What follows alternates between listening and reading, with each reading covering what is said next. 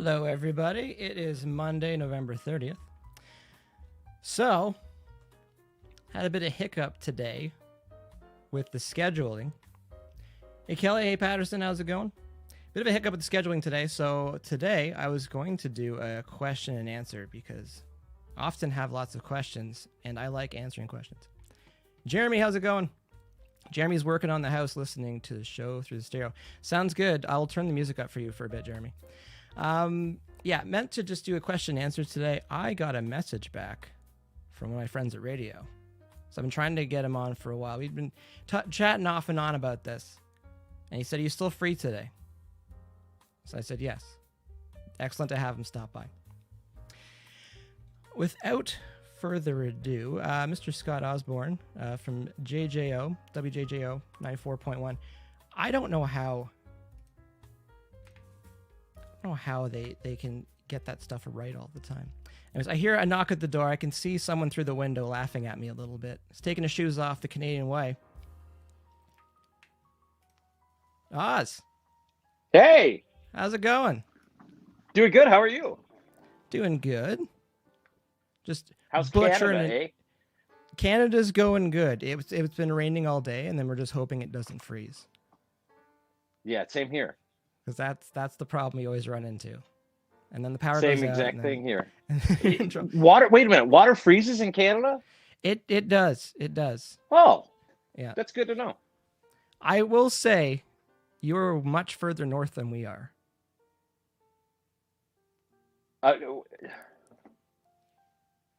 You are. Where exactly? Because you're in Montreal, right? No, we're Toronto. So you're Toronto. Yeah, and you go. Yeah, Toronto. Like Montreal is super cold, but yeah, if you go across the latitudinal lines, and then you'd be further north than we are. Are you sure? I'm pretty sure. I'm pretty sure. Because I thought Toronto was here and Madison's here. No, we're closer to Detroit. Yeah, I got that. I know where Detroit is. But no, listen, I know where Toronto is. Toronto's one of my favorite cities in the world. I used to go there all the time. I grew up 3 hours away. I love Toronto. Well, I'm fairly certain you're just a bit further north than we are.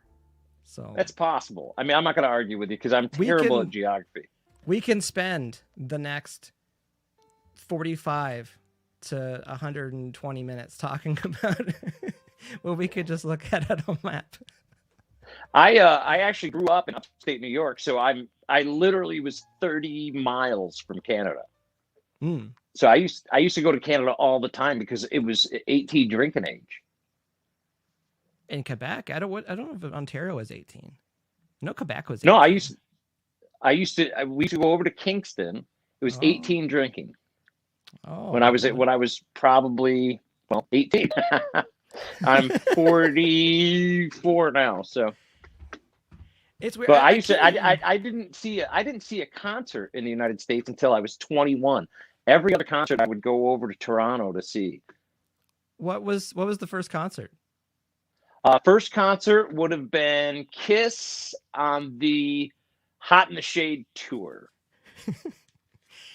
Other question. At the Maple Leaf Arena. Maple Leaf Gardens? Maple Leaf Gardens. Downtown Toronto. In downtown Toronto. I think that was 1991. I probably was 13 at the time. I have to ask, do you remember the price of that ticket? I do. It was very expensive because it was through a company called Great Canadian Tours, and what they would do is they would pick you up at the mall in a bus. And then you wouldn't have to worry about driving. They would drive you over to the show, and when you got done, you'd all meet up at this rendezvous spot and get back onto the bus. So I think it was like, I want to say it was like, for some reason the number 129 stands out in my mind. But that's your ticket to the show. That was beer on the bus once you got over the border.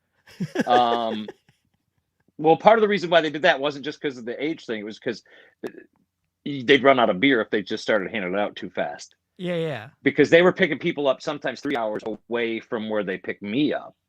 So they had people on the bus for a long time. So if they just started handing out beer early, it'd be gone.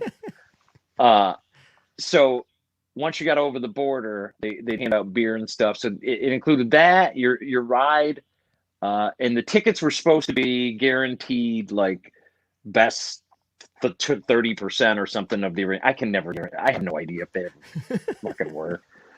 But yeah, I used to love to do that, and then my mom would drive me over all the time when I was a kid too, and she'd just drop me off at a show, and then she'd go find like a Tim Hortons or something, and sit down there and have some coffee and dinner or something until I was done, and then she'd drive back, pick me up, and drive me back home, which is extremely nice of my mother to do. That is awesome. No, I remember my dad would drive my older siblings up to concert because we were from Peterborough, just an hour and a half away from Toronto, and he would drive them up to the concert and just kind of wait. And I just thought about like, that's a long time to wait. But then like now that I'm older, I'm like, that's just an awesome thing to do for parents. Like to just it's incredibly awesome. Yeah, to make sure you're safe. Kids. I don't have kids, but if I did, and my kid said to me, "Hey, will you drive me 6 hours to go to a concert and not go inside, just sit in the car?" I'd be like, "You are fucking crazy. That's not happening." The fact my mom did that for me and fostered my love of music is probably why I got into the business that I got into. And I never was good at, like, I tried to be a bass player. I tried to play guitar. I was terrible at all of it. So, and I certainly can't sing. So that's how I got into radio, was because I was like, I want to do something in music, but I don't have the talent to do it. So and I don't have the eye for detail to be a manager or anything like that. So. No, it's interesting though, because there's a lot of people that have dabbled in music or put the guitar down or put the drumsticks down and got into other avenues in the music industry. Well, I found for me, it was always, I was more interested. How should I put this? I was more interested in how music was created, not necessarily myself creating it. I've always been a guy who's wanted to know what other people are thinking. So for me, I always wanted to hear how someone came to anything. Like I mentioned Kiss. Say it was, when I was a kid, I would find anything I could that told me what a song was about and why it was about that. And the reasons behind it. I was always interested, I guess, in the story behind stuff. So that's what drew me to music. And once I started to try to learn how to play and everything, I realized that's not what I'm interested in. That's not what interests me about it. What interests me about it are the stories and the people behind the stories in the music. And that, I think, is why I gravitated more towards besides the lack of talent, I think that's why I gravitated more towards the radio end of it. Well, I would go on the record and say, like, don't worry, there's lots of lack of talent in the music industry. You just got to know. Oh, trust me. Listen, you got to know where to look. I can tell you exactly where to look. You can look in my studio anytime the COVID's not going on, and there's a band rolling through town that has paid to buy everything that they have. And they have a new single. It's really hot. It's on the radio right now. And then they stop and they go to sing it or play it live. And you just realize what an abomination. There's no way that this is a studio creation. There is one in particular, and I will name the name because I just don't care. The band was called Rains. They had a song. I can't remember the name of the song now. They were probably the worst band I've ever seen, but they had a song that was like number 8 or number 9 on the charts. Do you remember what the song was called? I don't. Hang on. It was. I got to look it up because it's going to drive me nuts now if I don't know. YouTube. But they were like, I'm not kidding, man. I literally called their agent. Because I had booked him for a show. I do promotion on the side, and I booked him for a show. I literally called their agent while he was on stage, and was saying, listen, this guy, listen. And I was holding the phone up. I'm like, this guy can't sing. This is terrible. This is brutal. Rains. And it was spelled weird. So I'm trying to, there it is. Look in My Eyes. That's it. It was called Look in My Eyes. That was their hit. Look in my eyes. And like, when I listen back to it now, I can hear nothing but the auto-tune. Did you do your homework before this? Well, this happens a lot, man, where a band just is rolling through town, and I'll get a call. I'll get a call from an agent. I'll get a call from an agent that says, hey, listen, we got this band that comes through town. They just need gas money, basically. Can you give them $250 and some food? And this happened a lot. As a matter of fact, one of my favorite bands that this ever happened with was Crowbot. I had a Crowbot show for $250 and pizza. Now, mind you, it was basically just me there because nobody knew who they were at the time. Yet, yeah. But man, it was a great concert. I can tell you that. But no, so that's what this was. Is he was on the charts. He was coming up. They'd sent me a bio, blah, blah. And then it was, listen, he just needs a gig. He's rolling through town. Can you throw him? I think it was $500 and some food. And I was like, whatever. It's $500. It's not really, I can probably make my money back easily on that, done right. Then they showed up. And dude, like to this day, the tour manager still works in the industry and still brings it up every time I see him. Yeah, I know you remember me. I was tour manager for Reigns, blah, blah, blah. Like, he is so embarrassed by the association with this fucking guy. It's not even funny. Wow. So, trust me when I say, I've seen people without talent in music. I only asked, did you do your homework? Because that record story has actually worked on that here in Toronto. Because what? I worked on that record. I worked on that song. Are you kidding me? No, I'm not kidding you. That was part of the Evans Blue days because Jeff Rains came in like not long after we did the first Evans Blue record. My God. Please tell me the backstory on this because that guy is one of the least talented people I've ever seen in my life.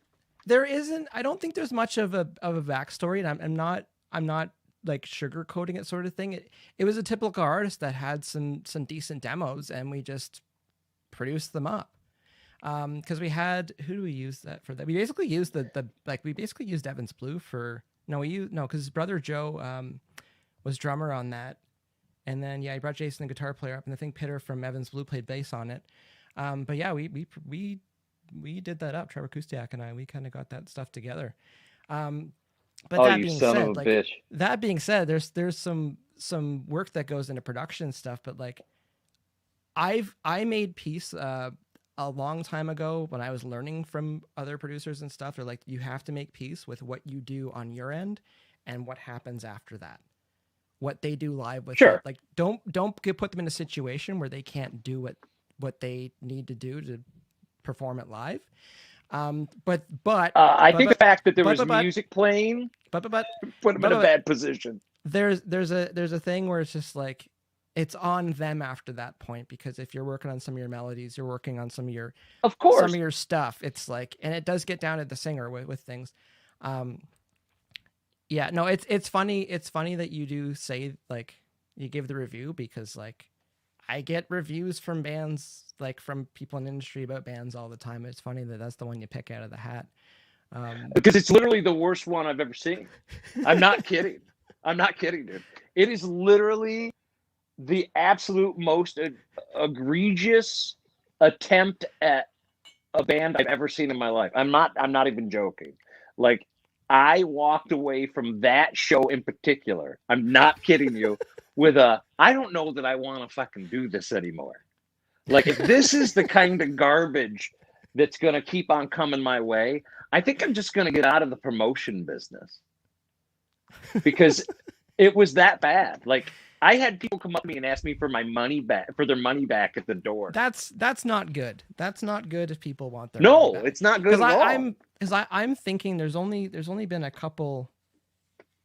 Yeah, I unfortunately won't name names, but there's only a couple that I can think of where I'm just like, Oh, wow. I can name I'm names, like, but you I'm can't. like, you should put more in the tracks. And like that's been one of the things too, where like because I'm a like we do run tracks live. We run some keyboard stuff and some percussion. Well, listen, stuff. I don't get down on people who run tracks live. That's completely different than running your entire show live. Like backing tracks are a whole nother matter. That's where I draw the line. It's like, and I tell people too when they start asking. And at least tracks. you're honest about it. At least you're honest about it. You know how many people I know say we don't run any tracks, and then I'm there at sound check, and I'm like, "What the fuck are you talking about? You don't run any tracks. You are running tracks. Yeah, it's just it's hair and makeup for the show. It's just a little like it, and also too like with some bands, like instead of bringing someone on to play some keyboard parts and some percussion, because I throw tambourine and shakers on everything because I love it, but it's like we don't need another person to do that. That's okay. But my thing is like when because there's times when I've had to hit stop on it because there's been a hiccup somewhere or something's happened. I need to hit stop. And when you hit stop, is if your band falls apart, if you're using your tracks as a crutch, that's when I'm like, that's too much. Now you're kind of, I don't know what the term is for dating, but that's catfishing the audience, where it's like you're bringing them in and you're not actually delivering what you say you're going to. There's a fine it's a fine line and a mix between artistry, musical talent, and entertainment. They're all three completely separate things, but to be successful as a band, you have to master all of them at once without looking like you've done any of them intentionally. It's really hard to do. It's really hard to thread. But you also have to remember, it's a show, man. It's a fucking show. So yes, sometimes in order to make the best show, you don't necessarily show up in your camouflage shirt. You might put on some sequins. You might put on something a little flashier. You might dress differently than you would normally. And it's the same thing with tracks. If they're there to support an already good foundation of music, it adds to the show. If they're there to support a shoddily built, unbelievably, how shall I say, rickety house, if one thing happens, if it rains, you're going to see the water pour through. You know, like you said, if you have to stop that track and your band just goes, well, what the fuck, dude? That's not the best show. That's not good. No, and that's a bad thing. And I've seen that. Yeah, I've seen train wrecks. Seen that. I've seen when it gets put in the weeds and stuff like that. And I never wish that on a band, but at the same time, it's like one of the best ways to get good is to go up on stage and suck. And then, because you can spend all the time you want in the rehearsal space, but if you go on stage and suck and everyone gets mad at each other after, it's like you got a decision to make. Either you got to get better or you got to quit. Because if you don't want to do one or the other, you're just going to keep going on stage and sucking. But yeah, no, that's always told them, just like it needs to be part of the top player, not the foundation of what's going on. But talking about vocalists too, because I know there's a handful of vocalists where, you know, they're big single, like they'll throw their leads in the chorus and stuff like that, especially if they got a high note in there or something, and they'll reinforce it a little bit. But my line in the sand to know how good a singer is or an artist is, it's the acoustic stuff. Show me the acoustic stuff, because you can't dress it up too much. My favorite example of that is Nothing More.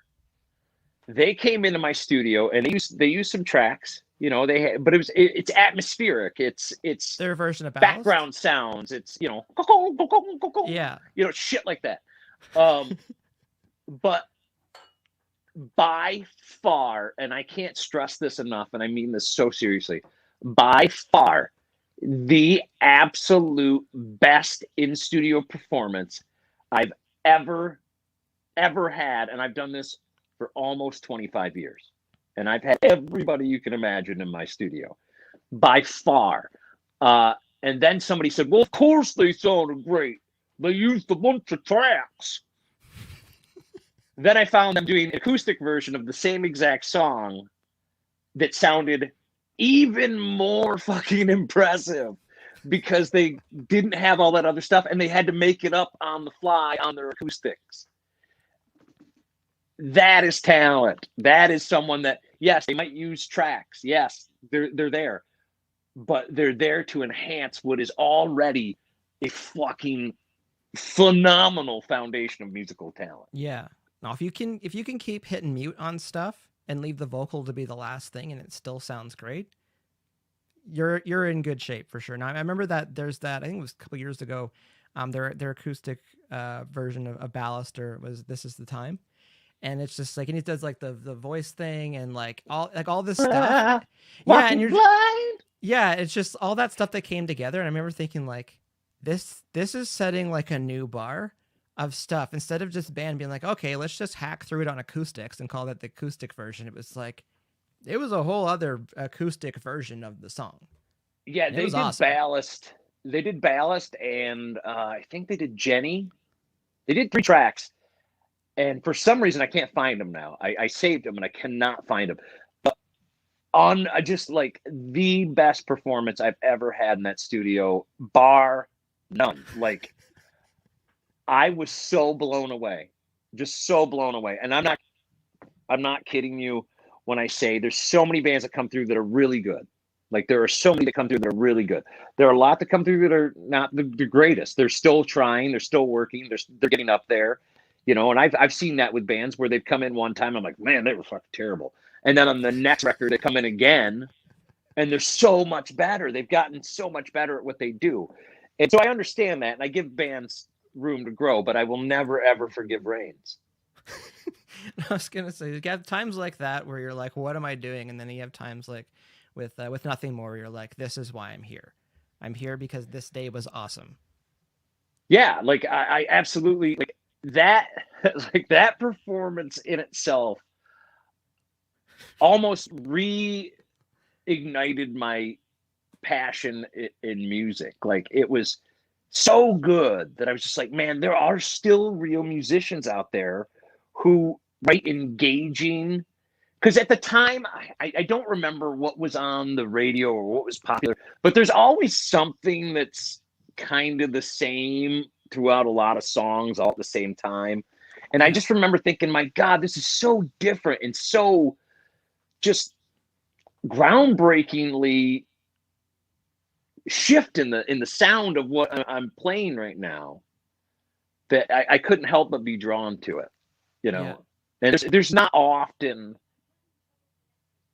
this fucking echo constantly interrupting me. But yeah, that's when something's new, something's different, something, even if it's just reinvented,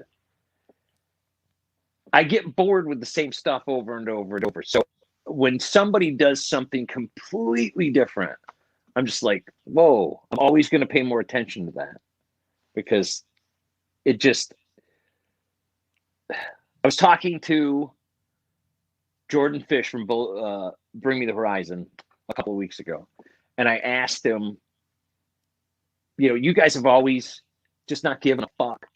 You've done whatever you wanted in a business that demands that you do give a shit about what people think. Like, it's a business that people, you don't have the luxury of saying, I don't give a shit. But yet you guys seem to court this anger from your fans with some of your decisions and directions that you've taken. Why is that? And he just said, why not? Like, that's what makes it interesting. Like, and I've heard this from a lot of people, but the way he put it just seems so much more sincere, I guess. He's like, look, if we did the same thing over and over and over, nobody'd want to buy it. He said, well, I mean, you know, we'd have that core of people, but that's it. It's not. You wouldn't bring anybody else in the door. And he's absolutely right. You have to, I think, as a band, you have to be willing to let go of some people to bring in a lot more people. And I've seen so many bands not want to take risks on stuff, even though they really like the music that they have, because they're afraid that they'll alienate the small but dedicated fan base that they have. Now, I understand the fear, but at the same time, if you don't take the risk, you're never going to get to that reward. You're going to be stuck with that tiny, tiny little fan base forever. And No, it's going to be, weekend shows at fucking Jim's Clam Shack. No, I agree. Bands and artists, they need to have some room to evolve. And actually, it's an interesting topic because, like, there's the idea of people releasing singles versus releasing an album these days. And before, it was like you release your 10 or 12 song album, and you may have like 6 songs that all sound the same. That's all trying to hit the same home run. And then a couple other ones that are just kind of there, and then maybe a couple experimental ones. But it's like you only had a couple parking spots for the band to actually try something, unless they're just like, let's just, like your Radiohead, and you're like, let's just do In Rainbows and just do something completely different. Or let's be Pearl Jam and just release something that's not 10. And you could just go with it. But with the singles, it's like you have a little bit more freedom, I think, to just try things and put it out and see if people It's come completely full circle, the music industry. Because when the music industry first started, you didn't really have artists as much as you just had singles. Yeah. Like they'd pay you, oh, you know how to play guitar. Cool. Come on in, play guitar on this song. And that's it. We don't even need to know your name. We're not going to give you credit, nothing. You got your 50 cents, get the fuck out the door. And then they released singles. They didn't do albums. So now we're back to that.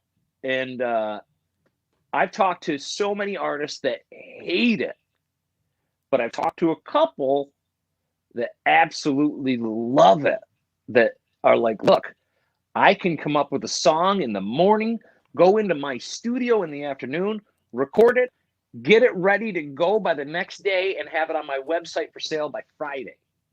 And generating cash in my bank account, not the record companies, not my management. Your own bank account. Yeah, in my own bank account. Ching, ching, ching, ching, ching, ching. And I'm not sharing that money.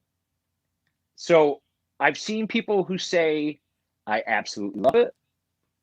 Those are way fewer than the ones who absolutely hate it. The ones who absolutely hate it are usually the way more successful, established people who like the system before of, oh, you have new music? Well, here's $10 million. Yeah. It wasn't They love broken. that system, and I don't blame them. I mean, I love that fucking system too. But yeah, that one was fine, and I'll expand a little bit on that from my perspective. If you're able to, or you actually, this is a good segue actually. You were the first American station to play the song Salsa Balls. Salsa Balls, yeah, love it. Those Deadbeat Summers, and part of that, AJ, partner that work on those Deadbeat Summers, he walked in the door behind me. And he had the chorus, and he's like, remember that article about the guy put his balls in the salsa? And he kind of sang the chorus, and we were going to work on other stuff. I'm like, let's just do that. Let's like get it done, and let's get it up on CD Baby. Let's see how long it takes for that song to get done, start to finish, get it mastered, and do a video for it. Like, it took us 4 days to like go through the whole process. But if we didn't go through CD Baby to get up on Spotify and all that kind of stuff, we could have had it out like the next day. And having that edge of having production in-house. And that was one of the things I kind of transitioned over, like even with Dead Set, it's like transitioning over to that where you have production in-house and you can just get things done and just put things out and not need to spend on hiring producers or hiring mixers or or booking a studio. So I can see bands that are used to making a record and having that $10 million come in. That's great if it's part of that business model. But if you're 18 years old right now, you're making your music on a laptop or on your computer at home with your friends, and you're just making it, you're putting it out, and there's no gatekeepers, there's no middlemen in there. You can just make it and put it out. And it's great if you are on the top tier of where you're at. And I'm not going to say who it is because they specifically said between you and I. But I know a guy who was in a major, and when I say major, I mean major band. Classic rock era, was in the band for a very long time, told me I make more money now sitting at home playing guitar and putting CDs on my own website for sale than I ever made in that band. And huge band. And he's like, I just I was not on the money end of that.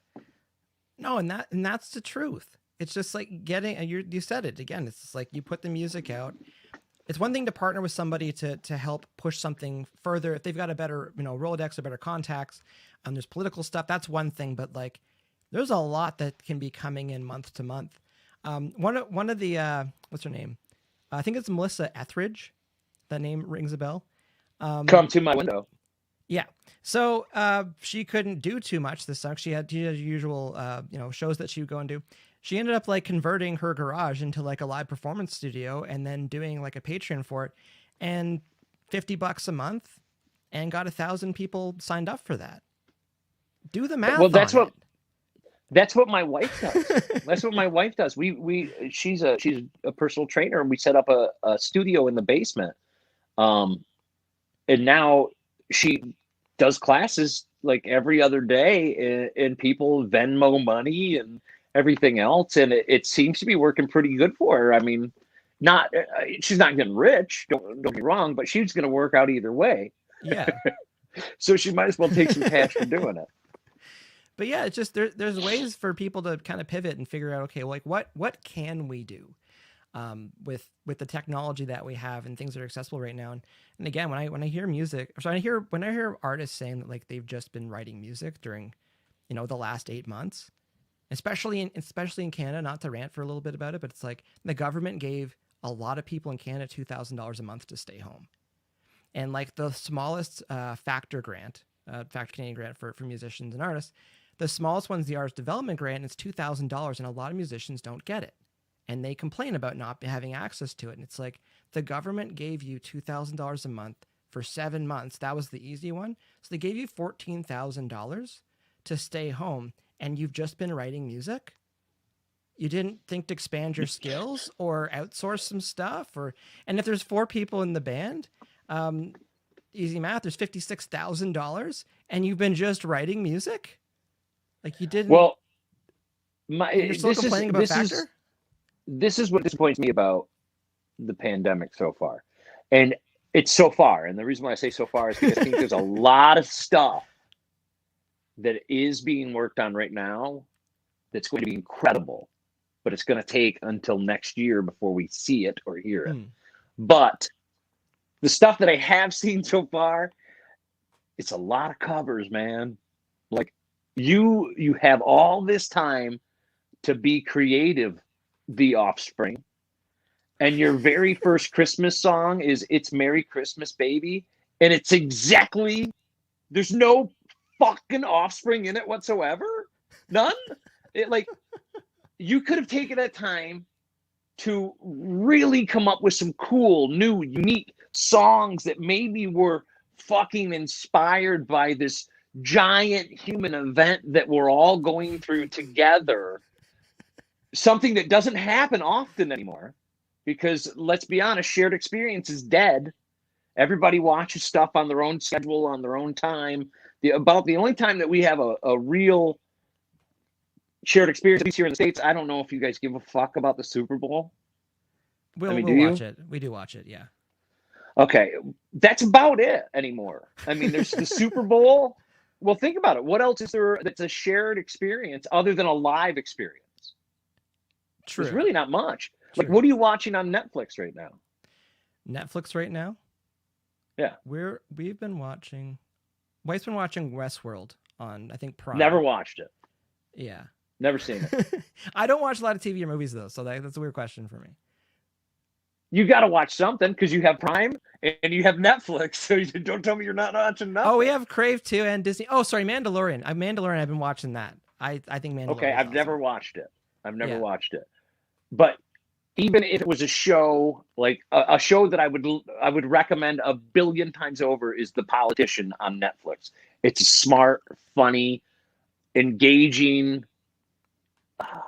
I would say comedy or dramedy, but it's neither at the same time. But you've never seen it. No.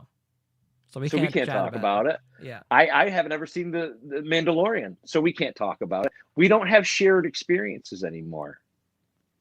And that's part of the issue. I think that's part of the issue of why we're at as a society in general, especially in the States. Like the news you want to see is all you see. The weather Yeah. report in your town or the exact location that you're at. I don't know about you, but my weather will literally give me like a 3-block radius of weather. I can get hour to hour above the house. Yeah. Yeah. I mean, I only see products that I've expressed interest in or I've looked at or I've, you know, this world is so set up now to be about you and only you. Then we wonder why people have lost empathy and don't understand where other people are coming from. Well, they don't have to, because everything is geared towards them. It's they're literally the center of their world. And when everything else revolves around you, you just assume that that's how everything is. And I've seen it go on for a very long time. I mean, as more and more stuff becomes personalized, and I mean, now it's down to shopping. Like literally, I can have a personal shopper that goes out and gets exactly what I want every single week. I don't even have to leave the fucking house, and it costs me like $5 more. No, you're right with the shared the shared experience thing, because like the last major shared experience that I can think of was when the Raptors won the championship here for basketball, and it was Fuck like Drake, by the way. It's like I'll just a sidetrack. If Drake, what he did with the Raptors, I would do the same thing with the Leafs if I had the chance. I'd be right on the bench with them. But as far as like, I didn't want to go down there because I'm not a big fan of crowds. But I'm just like, I want to go see this because this is like This is bonkers. So like, I want to go see it. And so my friend Nicole and I went down and like braved the crowds a little bit. Like we watched a bunch of it on TV for a bit, and then we like, because she lived closer to where the parade route was. So when it was getting close, like, okay, let's run out and go see. And there's so many people there, and it was like that was a big shared experience because like you were there or you weren't there. But you're right. There's so many things where like not everyone can just talk about the next day as far as pop culture stuff. And probably the last one I think of was probably November 6th. Like a lot of people were tuned in to what was going on in the US at that time. So to bring it back to the original point, like, why wouldn't you take this one moment in time that we're all experiencing and use it to create something that expresses what we've all just fucking went through as a species, for the love of God? Yeah. But no. We're going to fucking do covers that sound exactly like the fucking song. And why everybody, you're in a band? You answer me this. Why does every fucking band feel like they need to cover Spin Me Round? Because I would say there's two things. One of them, someone's asked for a license for that song, couldn't get it, so they kind of put it through their pipeline to see if any band wants to cover it because it's going to be a cheaper license for them to get that master. And the other one is someone in the band thinks it's a good idea. It's never a good idea. I'm sorry. I just think if you're going to do a cover, like kill it, like make it awesome. Like Disturbed's Land of Confusion. Like I like that cover. When I first heard that, I'm like, this. I knew the original, but I'm like, this is fun. One of my favorite cover records of all time, not just because it's Kiss, but because it is everybody's own take on Kiss, is the Kiss My Ass record. Have you ever listened to it? Yeah, I've heard of it. I haven't listened to it. I've heard of that. Oh my God, it's so good. Lenny Kravitz, Garth Brooks. And I mean, you would not even know it was Garth Brooks. But my favorite on there is the Toad the Wet Sprocket Rock and Roll All Night. They slow it right down and it turns it into a ballad. And it is kind of a twangy ballad. It is so good and it's so different. Again, it's so different. It just completely pulls me in.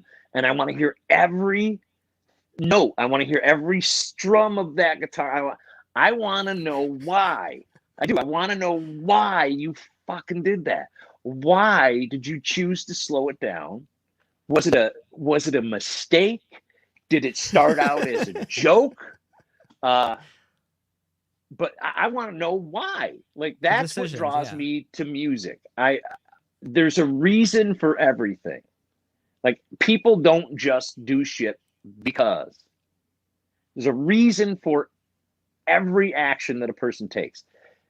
And that's what draws me to music, is because I want to know why that action was taken. What about that tempo? What about that note? What about, that bass line that you used? Why was that decision made at that time? Would it be different? Like, would it be a different decision in 2 months later or 2 months earlier?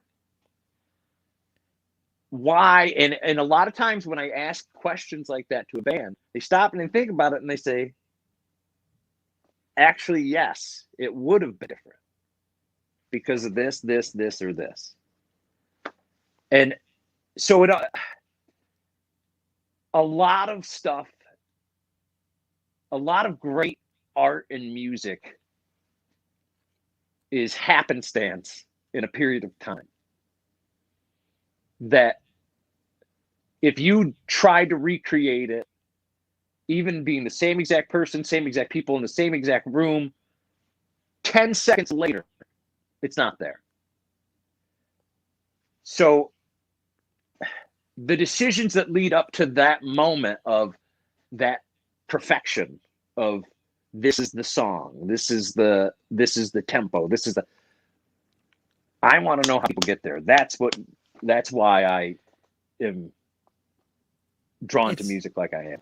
It's interesting how much you go back to that word why, because to me the word why and the artistic element is the technical reasoning behind stuff. As much as we can go, I just think that sounds good. It's just like, well, no, but why? Like, what about that? And it's like, I can. And sometimes you can't. What? Sometimes you can't pinpoint that. No, but you can usually kind of figure out like what put it on that path where you're like, this is why we chose this tempo. This is why we chose this song structure. This is why.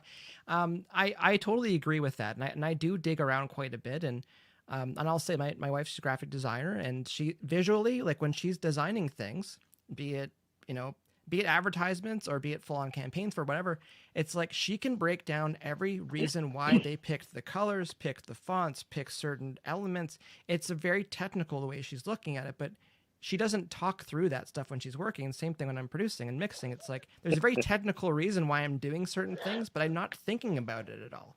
But when someone asks me, why did you do that? It's like, I can tell you why. It's really funny that you bring that up, because this is something that I go to all the time with people. And it's a long debate that I've had with listeners of radio and my show and music in general. They sold out. That band sold out. That band sold out. They used to be good. Metallica sold out. Listen, if you were an 18-year-old kid and you worked a brake press at the local foundry and you started when you were 18, you probably weren't that good at it when you were 18, and you probably made a lot of mistakes, and it was probably pretty rough and probably pretty primitive work. But as you worked and you got older and you continued to hone your fucking craft and got better at it, oh, what do you know? Your stuff is coming out just as polished and just as nice as that old guy over there. And I feel like a lot of people pigeonhole bands into a sound that, again, is just a moment in time. It's just a blip. It's not even, it's there and it's gone. By the time the CD's even fucking in your hands, the moment's long past. It's over. And then they get upset because these same people who've dedicated their life to a certain thing, music, get better at that thing and lose that raw edge and have a more polished sound.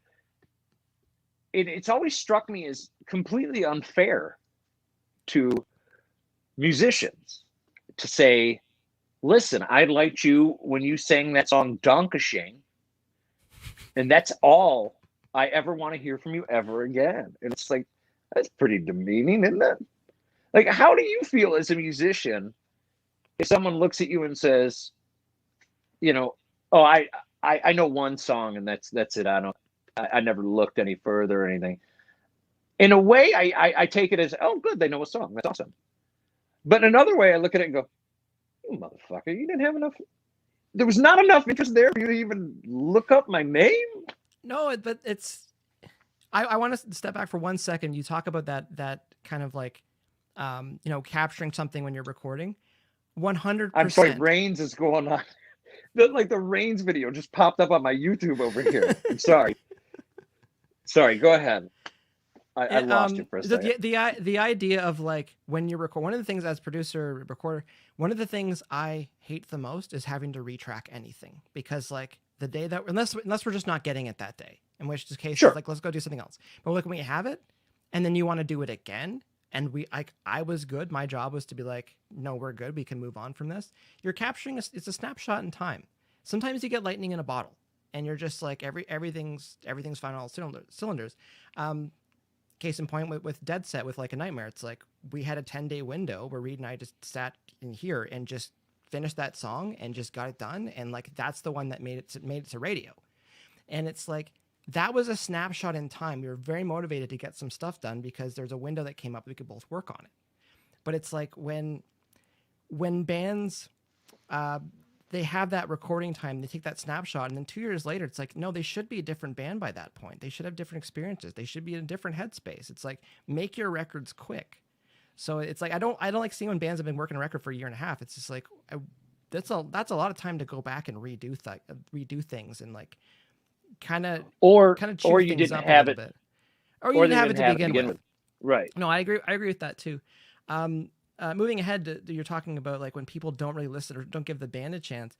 To me, it's like, I think that's where the single model takes over, because when you're talking before about singles and songs being bigger than the band, with My Darkest Days in Canada, we can pretend people knew who they were here compared to the States, but no one really knew who that band was in Canada, but they knew Porn Star Dancing. That song was so much bigger than the band here. And it's like the idea of having singles, where if you have a single that seems to, move the wheel a lot or kind of just find their audience and take off, it's like, it's okay for the song to be bigger than the band. And if you want to go find more, you're 2 clicks away to go and find more. And if you didn't get them, maybe the next song gets them. So if it's on a record and it doesn't come out as a single or anything, they're not going to hear it. I find that my favorite tracks are never the singles, ever. And it's not that I'm anti-single, because I love a good song. I mean, they help me every single day. But I often find when I listen to a record many times, it's never the single that I find to be the best song on the record. The single's just the cover, basically. I think it's like the salesman. It's the carnival barker that gets them to come inside and hear the rest of everything that you got to offer. And excuse me, I actually talked to Corey Taylor about that with Stone Sour one time. He's like, there's all these girls that show up at Stone Sour shows because, they hear the Through Glass and they're like, oh, I love that. And then they show up and I just rip their fucking face off. They're not ready for it. He goes, I see more scared girls in the audience that are just like, I did not know that this was this is the rest of so this. that is a perfect example of like, that's just the cover, man. What's on the inside is there's so much more to it. And that's what I wish fans would see. Like, there's so many rock fans out there that hear a single like Porn Star Dancing, and that's it. They're not going to look any further. They're not going to check out the band. They just like that song. I feel like, I won't say it. I feel like there's certain fans that it's like they live for singles and that's it. They're never going to ever look any deeper. And I feel like they're doing themselves and the band a disservice. Like the single is the business card. Hi, we're default. I would argue fans, and again, I mean this with love, I would argue a lot of fans that only know singles, they're passive listeners. They're listening to the radio, they're listening to what's on in the car, listening what's on playlists, they're listening to whatever's being fed them. The active listener goes and selects the record or selects the band or compiles their own playlist, or like they're doing that extra step to know what they want to be listening to. For me, I'm a very curious person. Like you said, why? I'm a very curious person. So when I hear something that I like, I immediately want to know more about it. I immediately want to know where it came from. I immediately want to know who's involved in it. Especially if there's something that I go, well, that sounds a little familiar, but I can't quite put my finger on it. I need to figure it out. I have to. And I had that for a long time with Reigns. Like I was like, there's something about this that I can't quite put my finger on. And I thought he was from Harrisburg, PA, but now that you say Canada, it makes a lot more sense. No, he's from Fort Wayne, Indiana. He came. I thought it was Harrisburg, PA. No, listen. I'm not his biographer. I really don't fucking know. But yeah, no, it's. But Canada had their hands in it. Well, he did because he came up through the Evans Blue things. Trevor Kustiak produced the Evans Blue stuff. He got in through their management, and that's how he came up here. This is a side note. Yes. But do you want to hear my Evans Blue intro every single time I ever played them on the radio? Sure. Evans Blue. They needed the money. I'm not kidding. Every single time. That's hilarious. It's an old Andrew Dice Clay joke. Little boy blue. He needed the money. Well, actually talking about Evans Blue, that was one of those lightning things too. Because remember they came into Pocket Studios I was working at the time, and they were coming in to do a 5-song EP, like as quickly as possible, sort of thing, a 5 or 6 song EP. And Kev started singing and leaned over Trevor and go, "This guy sounds like Maynard." And the next day that they were signed to the studio and we started working on the record. Like that's how quickly wow. That's how quickly that came together. That was like the next day. It's like you're not on any like studio stuff. You're just working on Evans Blue like every day for the next 2 months. So wow. For me at the time, I was like, okay, cool, because like I'm young and broke. So to sure. have a steady gig for 2 months, that works for me. But that was definitely just like a time and place, you know, putting that record together. Again, a snapshot in time that you'd never recreate, no matter what.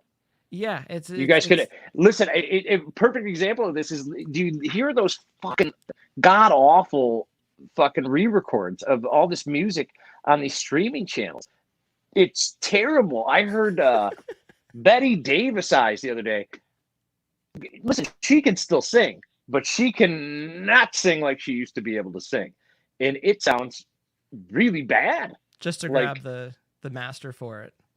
Yeah, and it's if that doesn't prove that the music is a snapshot in time, nothing will. I mean, it's the same fucking artists, and they're going back in and doing the same exact thing as best as they can, and it's still never going to be the same. You will always notice the difference. Oh, it's interesting. I was listening to some like behind the scenes like Pearl Jam stuff on YouTube, and they're talking about a couple of the songs that they recorded like 3 or 4 times and were just like, nope.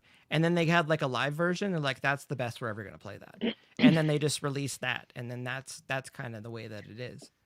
Pearl Jam has always struck me as way more business savvy than they ever get any credit for.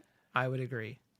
They were long before streaming was a huge thing. They were releasing every fucking live show they did as an official release, and we're making money on it and telling bootleggers to go get fucked, because your cassette tape version of it doesn't even compare to our mastered masterpiece of that show.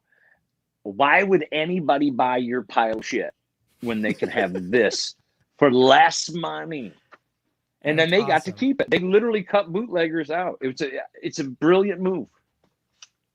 No, for sure. No, the more releases and more content. And again, like core fans, like true fans, like they're always hungry for more content, more stuff. They'll listen to it. That's the artist that I talked to you about earlier. That I said he, you know, was in a major band and now does stuff in his house. He's like, look, I've got 10, 20,000 people that will buy anything I put on my website, anything, because they're fans of the band, and I will always be attached to that. No, So that's how he makes his living now. no, if you can stomach it, like there's definitely lots of ways to monetize these days. And again, just like build this the smaller audience, but the more hardcore audience to what's going Active. on, more active audience. Yeah, that works too. We totally didn't get to this at all. You're in radio. Uh-oh. You're in Oh, yeah. radio. Yeah, 20, I am. That's 25 years. So you Mm-hmm. kind of talked about the decision a little bit, like you dabble in music a little bit. You realize that radio, you're more interested in that. What was it like starting in radio 25 years ago?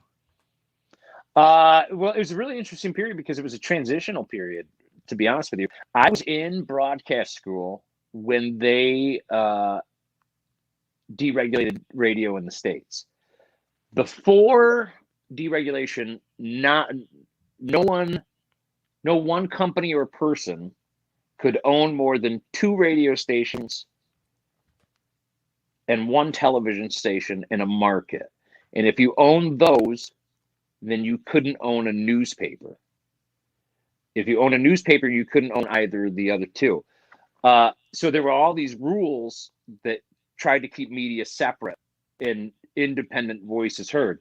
They literally deregulated while I was probably about 3 weeks before I was done with school. There was a magazine. I don't know if they still have it or not. I don't think they do. I haven't seen it in for fucking ever. A Radio and Records. It used to be a trade magazine, and they would have classifieds for jobs. Just pages and pages and pages of classifieds. I'd say good 7 to 8 pages every issue. The week after they deregulated, it was a half a page. Like, so many people got fired, and they just, Clear Channel came in and bought everything and said, nope, everybody's fired. We're going to program out of one central location. All logs get sent up to the program director, who then implements exactly what we have laid out for the day. There'll be no deviations from it, and that's that. Have a good day. And so when I came in, I've luckily never worked for Clear Channel. Thank God. I've never had to.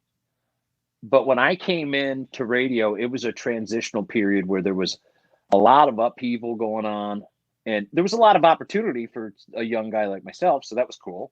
But at the same time, there was a definite air of change coming, and we're right back to that now. I mean, 25 years later, that's about where we're at now, where radio is shifting quite a bit to being an all-encompassing media. It's print, it's video, it's radio, it's personality, it's social media. I mean, you have to be a pro at all that stuff to continue to survive in the environment that's going on right now, especially if you're a rock station. Oh my God. I mean, rock stations drop like flies. So we're real lucky where we're at. We have, like, I think we're down to maybe 5 reporting rock stations, like active rock stations in Canada, because we just lost 89X.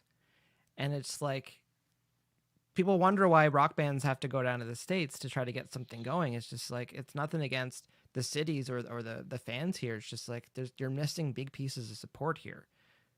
Because, like, we know the difference. If the radio station's spinning your song, like, it's a little bit better when you go through those cities. If people don't know who you are, it's a little bit more difficult.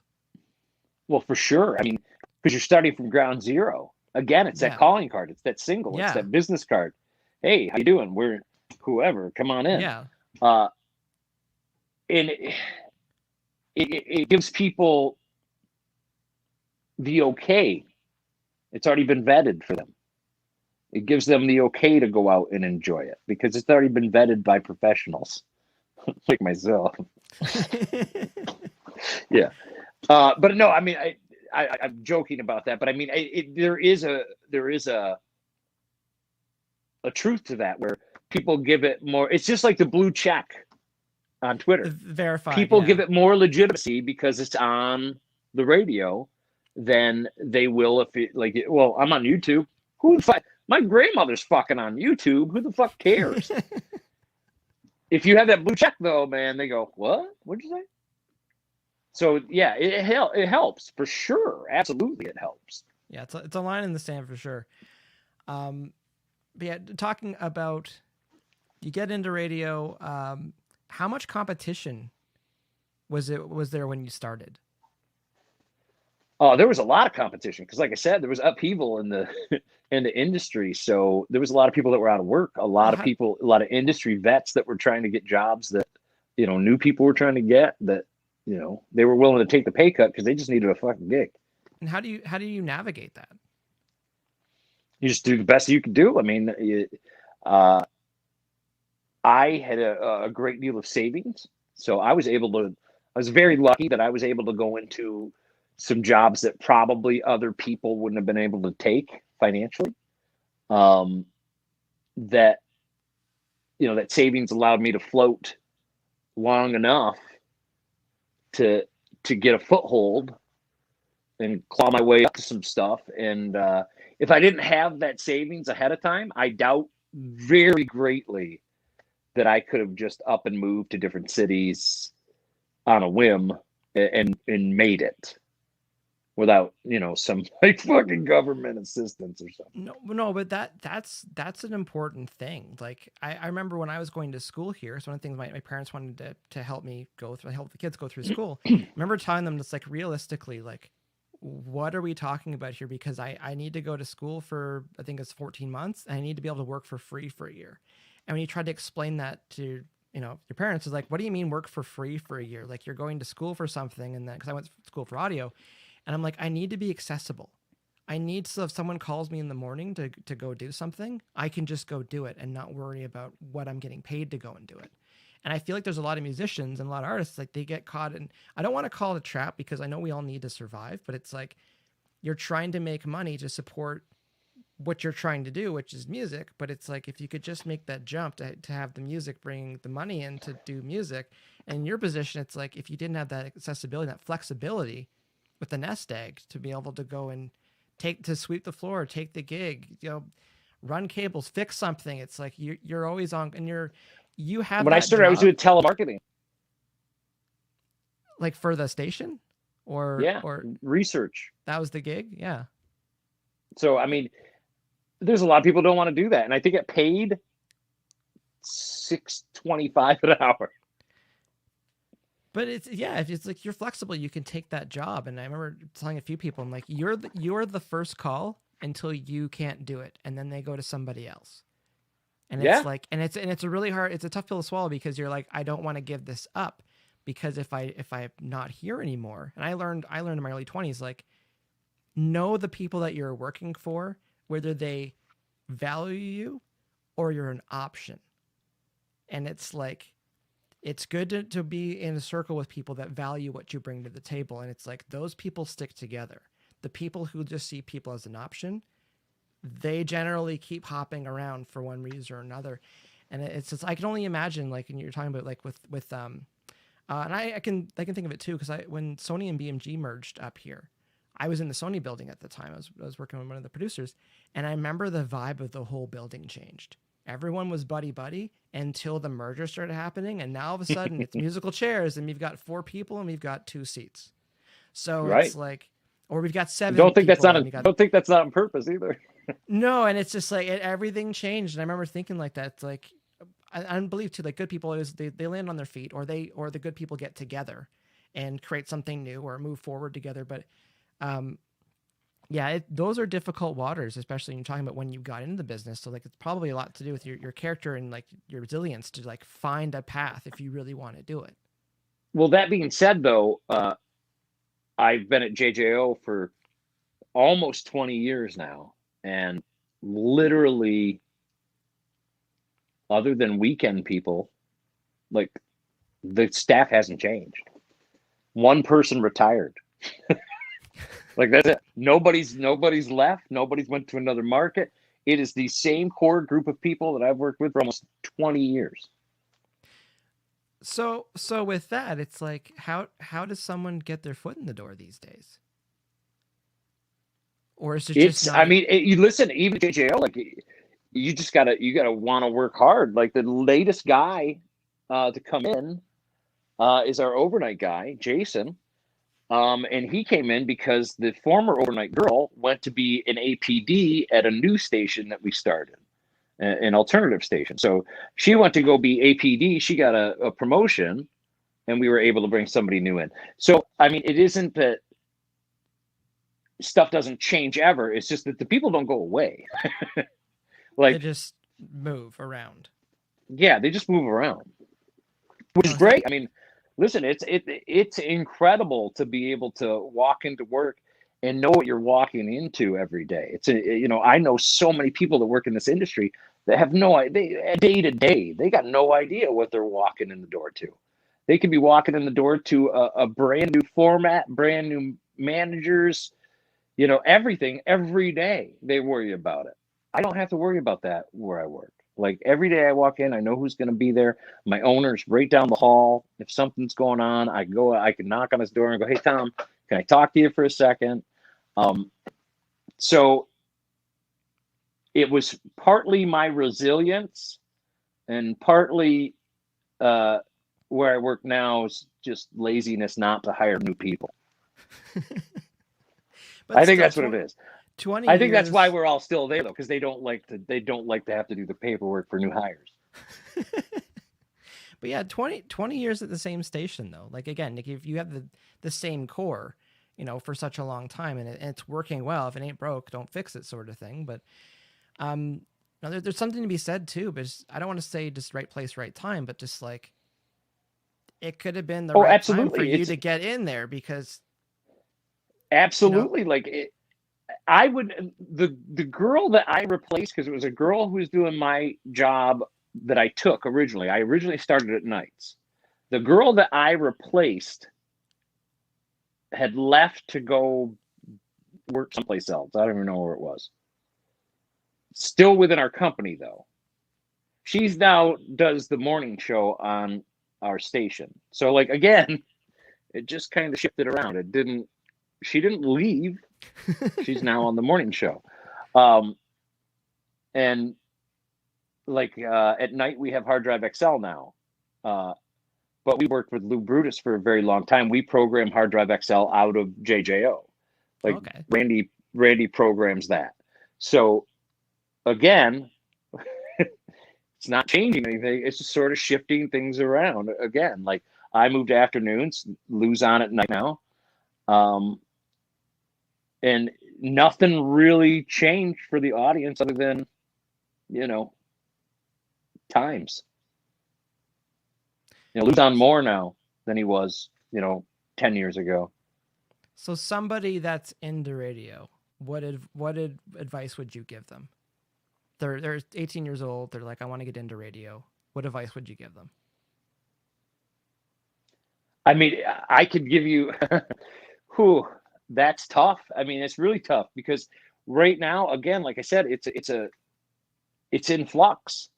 So it's really hard to say, focus on this or focus on that, because I don't know what's going to be relevant necessarily in 5 years. But I would say it's the same advice that you give. Always be ready to do something. If they say, don't say no. I mean, I don't care if it costs you $10 in gas and you're only getting paid $25. You're only making $15 that day. Just say yes.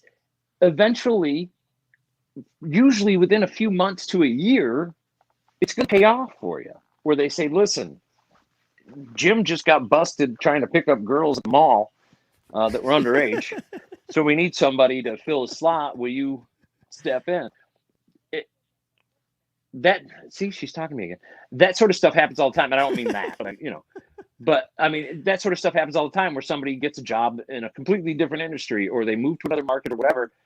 And again, if you were their first call, the past 25 times, you're going to be the first call that time too, where they go, shit, we need somebody. What do you want me to call? Call Steve. He always answers. And that's how it is for me. I mean, if you look at it anywhere in your life, that's exactly what you as a person do. I don't want to go to X restaurant because it always takes forever. I don't want to do this because it's this or this or it's this hassle. Let's go here because it's always easy, it's good, and it's cheap. Let's do this because it's always the path of least resistance. Oh, totally. And if you are the path of least resistance, you are going to be the one who gets the reward. Well, it's a tough question, I think, because I totally understand like the, I don't want to say the turbulence of radio right now, because I can imagine 5-10 years from now what the landscape might look like. But I remember being 14 and being introduced to Napster and understanding like how this is going to mess things up a little. And I still remember, Metallica sitting at their, press conference table being like, this is bad. This is hey, a bad everybody, thing. This is bad, like we're going to go out of business. But if you're 17, you're just like, no, this is good because like we can just put music out and like we can get things for free and like the cost. So like not understand the repercussions that are going to be coming 25 years down the road. But listen, part of that though, I mean, do you know anybody who still takes the time out of their fucking day to go and find a torrent of the new fucking Buck Cherry and download it instead of just fucking going and buying it or, spending the 99 cents on the single or whatever it is? I don't know a single fucking person who still does that. I do, because I have one of those super music, like hardcore nerd friends. That's like, but listen, I got the board. Are they going out and down? This is my point. Are they going and downloading, the new fucking My Darkest Days, or are they going and downloading a fucking Grateful Dead show from Philly, that's 1978? Right, exactly. Like, they're finding stuff that they can't find any other way. Yeah, no, they dig and dig and dig, but I do agree. It's just like we're not needing to look that far because we've got our Spotify's and Apple Music's and yeah. And I honestly, God, literally, I don't know a single person, and I know a lot of people who are scumbags. I don't know a single person who still downloads music. No, I don't know anybody that actually does that, aside from just ripping it off YouTube if they need it, like for some reason they need to. I've done that, but only when I'm making commercials for said artists. Yeah, there's a reason. There's an end goal to why they're ripping that, but like we don't rip music anymore, sort of thing. And yeah, we're not going and torrenting stuff anymore and just make it. Listen, even price, some of the sites that I would use to download those YouTube things, like it's like YouTubeDownloader.com or whatever. Yeah. Even those sites, if it's music, won't do it anymore. Really? Yeah, like if you go and like if it's a movie, fuck yeah, we'll steal that movie for you all day. Music, they're like, no. We don't touch that music shit because they come after you. That's news to me. Because I know a lot of people that did like cover gigs and stuff. That's their go-to. They go onto YouTube and just grab the song. It's a very recent thing within the past year, because I used to very reliably be able to go to, I would just type in download YouTube videos on Google, and whatever that one, it was always like YouTubeDownloader.nz or something like that. And I'd always go to it, and I had it down because there was a pattern to it. You would go to it, you would input the file that you wanted, then you click download. And the first time you click download, a pop-up would come up, and you'd have to click the pop-up off, and then you'd have to hit download again, and then the download would actually start. But another pop-up would come up, so you'd have to click that one off just to get rid of it before it overtook your screen. And they would do music. But now when you go there, it will not download just won't even music touch videos. It. Won't even touch it. Won't even try. No, back with the getting into radio thing, because like I get asked often enough, people like asking about getting into music and production and studios and stuff, and I'm like, if you want to work in a studio, you need to be available 24/7, because there's so much competition to get in there. You'll get either paid dirt, or you'll get paid nothing, or maybe just a per diem, or just gas money, or just lunch or stuff like that. But it's like, tell them it's like, that's one path and you don't know where it's going to lead, or just start working on projects. Just try to hustle for work, try to find bands to work with, or better yet, if you've got your own band, just like start learning production shops, like start learning something so you can move forward with it. And, you know, cause I think people want to see proof of work. They want to see like, Yeah. what have you actually been doing, instead of like, well, I want to learn this and go and do something. So the idea with radio too, it's like, would you want to see someone that has a podcast, or has their own playlist, or has their own interviews, or has their own stuff where you can go, yeah, this, you know, this person's great. Like, let's bring them in. Teach them the Yes, ropes absolutely. Like if you had air checks, man, air checks. If you have good air checks, I mean, the way air checks work are, when they used to come on tape, you'd put them in the cassette player, and you'd hit play, and you'd go 1, 2, 3. Okay, I've heard enough, and you take it out and you throw it in the trash, because that's about how long you need to know if somebody's going to be good or if they're not. And if they didn't catch your attention in that first, 10 seconds, they're not going to get your attention. So you just move right along. So that's a good air check. And like, social media presence is huge these days. Get a burner account for all your social media. Go on and complain about music and bands and talk shit under your burner account. Don't do it on your own account. I do, but I have a feeling it's going to come back to bite me in the ass one of these days. So, but I mean, I have a personal account and a business account. I don't ever talk about anything, but I mean, it's not real separate, but I don't really talk about anything on the JJO one that doesn't involve JJO, because it doesn't make sense to talk about it. It's not, that's not what it's there for. Again, it's a show. It's entertainment. It's not there to, I am not the news, or a talk radio station, or an opinion, a political show. So I keep all that stuff on a separate social media feed. I use my real name with it and everything, but I make sure that nothing about my station is on that. There's no link to, hey, this is my Insta, or it's my personal feelings on things, and that's where I leave it.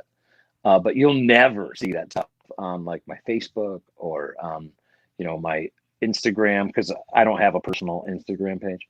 I only use it for work.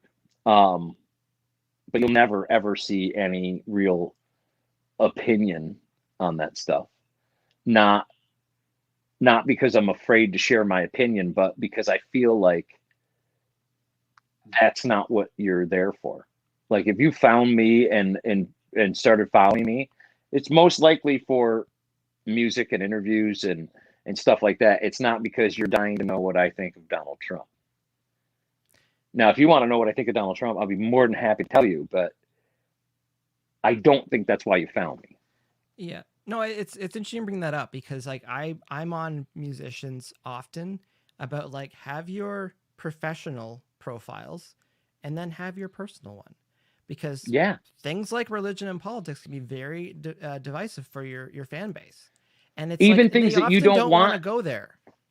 Even things that aren't supposed to be divisive, even things that aren't supposed to be, political. People draw inferences from everything, and they'll make it political. They'll make it something that makes them mad. That's just the way people are. Yeah, no, it's highly recommended. It's like, have a couple accounts, so that you've got your professional one and you've got your personal one. Because, and name it something fucking dumb too. Don't let people know who it is. I'm serious, because employers will look that stuff up, and they'll be like, "Wait a minute." And on my personal Twitter, I have an app that goes in and deletes it every 2 weeks. Really? Yeah, it erases everything every 2 weeks on purpose. Because I don't need people fucking going back and digging in my history. That's very, very. I probably said some dumb shit 10 years ago. No, it's interesting too, because I have a friend that like didn't want to have a Facebook page and stuff like that. Didn't want to have a Twitter account. I'm like, the thing is if I was an employer, I'd find it weird if you didn't have. They do. So I'm like, just get it. Put a picture of your dog up, and that you like the Blue Jays, and we're good. And like everything's going to be good. But like to not have that, or to have something like super private. I have a friend who works in HR for a larger insurance company around here, and that's one of their red flags. If they don't have any social media, they get deemed as antisocial. Like they're not going to work well with others. Clearly, they don't interact with people online. They don't, and that's what 9/10 of this job is. If they don't do that, then we don't really have a use for them. Yeah, it's one of those, like, as of when you get older, it's one of those things like when you don't have a driver's license. It's not that you need to have a driver's license, but there's like, right. It's just suspect. Why don't you have a driver's license? It's like, oh, you live in a big city, you just never got it. It's like, okay, that checks out. But when people don't have social media pages, it's like even the basic ones. It's like, just sign up, just park something there, post the dog, you like sports. Whether it's just so you know, in Wisconsin, if you don't have a driver's license and you're an adult, they go, "Oh, how many DIs do you have?" That's another thing too. And for any bands listening, don't get DUIs. You can't go from Canada to the US if you got a DUI. Yeah. Oh yeah, man. Simple as that. Simple as that. You get a DUI. I got stuck at the border one time with a friend of mine because he had a DUI, and they would not let him into the country. No, that is a sticking point. It's just. I don't blame you. I wouldn't let us in either. Listen, you're better off just saying don't let them in at all.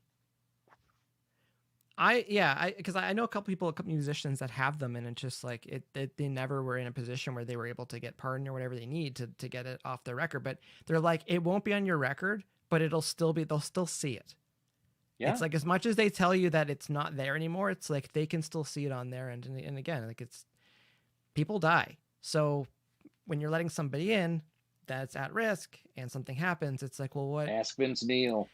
It was a little bit risky there. So no, it's getting back to talking about just getting into to work and stuff. There's so many things. It's just like right place, right time. And there's so many times too, where it's just like, it's just the wrong time for certain things. And I think that's a really tough pill to swallow for a lot of people in the arts. Because again, like you especially with the amount of musicians that try to chase a career path. So it's like, oh, well, so-and-so did this, so like, let's just do that, and then that should work. It's like a lot changed in that 10-year period.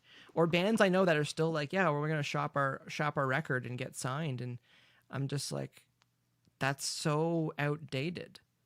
It's so just doesn't work like that. But they have this, listen, I've dealt with bands that have this thought in their head of what success is, and they're not,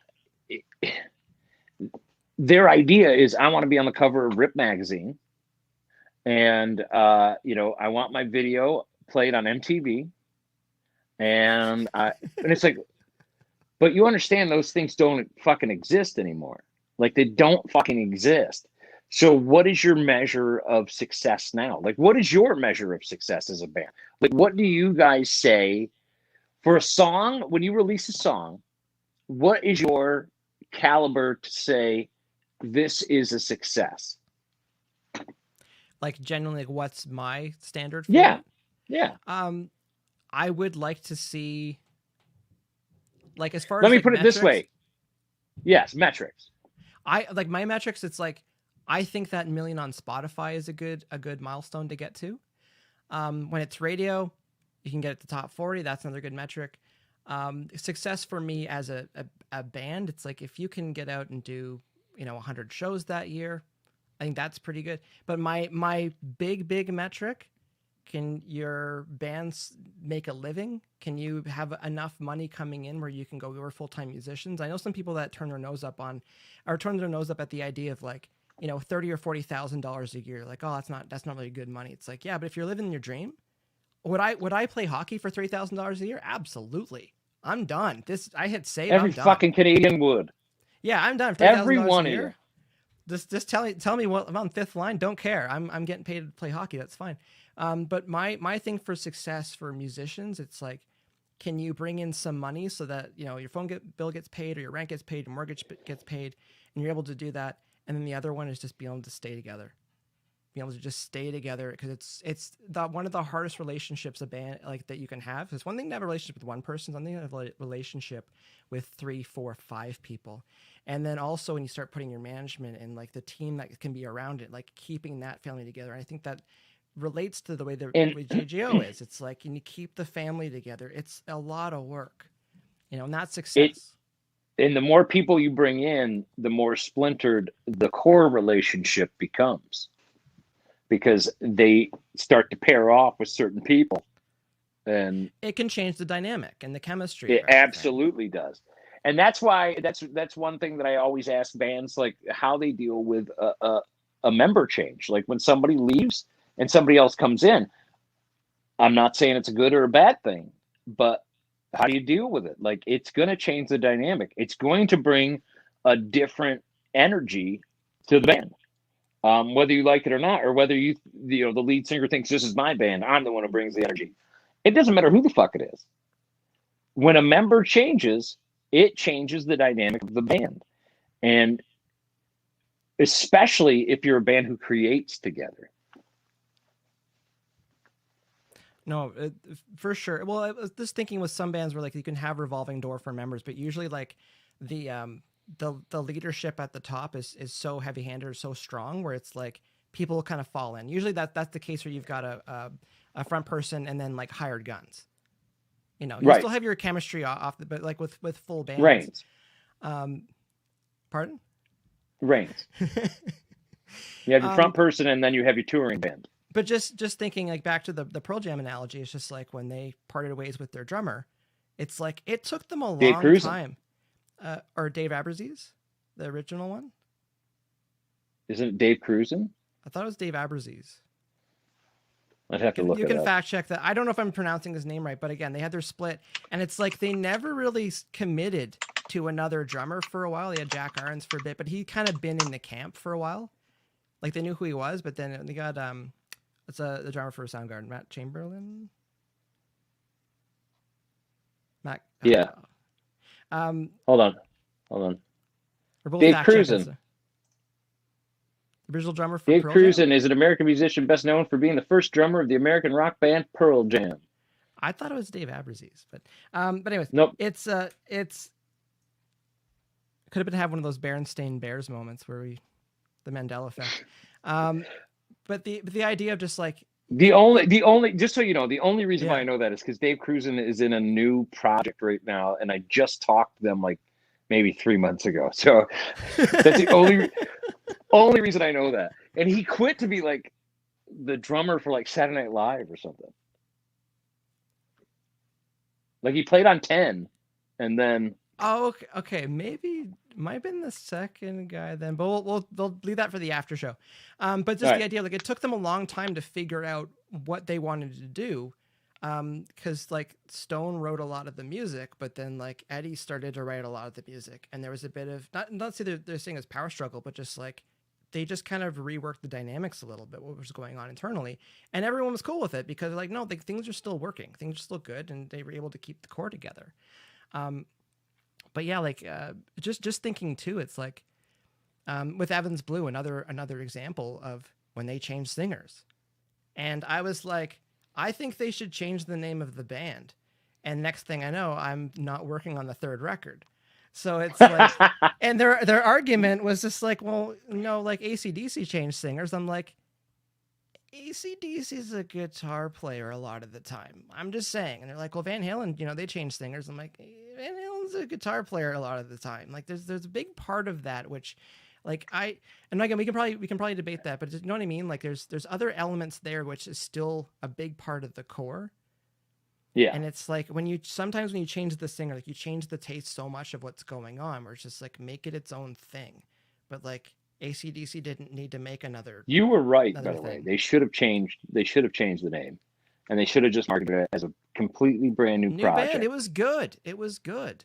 I understand the want to hold on to the fan base and the, you know, the established brand that you already have and all that. I understand that, but you also have to think about, holy fuck, we just changed the band name. Look at all the new T-shirts we could sell. Look at all the new And you have audience we could reach, because we already have this core there that we can reach out to, and we have this thing in common. You know, it was Evan's Blue, and we can grab onto it together, and from that create a new community, Yeah, or you can just continue to fucking do the same old bullshit. I was, believe it or not, quite outspoken in my early 20s. But it's just like, I was That's just like, so wasn't I. That's weird. I think I thought it was just being lazy. And I understand how like they had the label and they didn't want, as you're saying, they didn't want to lose like the branding and the fan base that's there. And I'm just like, bring them over. They might not like Dan. They might miss Kevin. Give them both. Like, if I was the label, I would have said like, Kev, what do you want to do? Let's sign you up right now. You do your thing.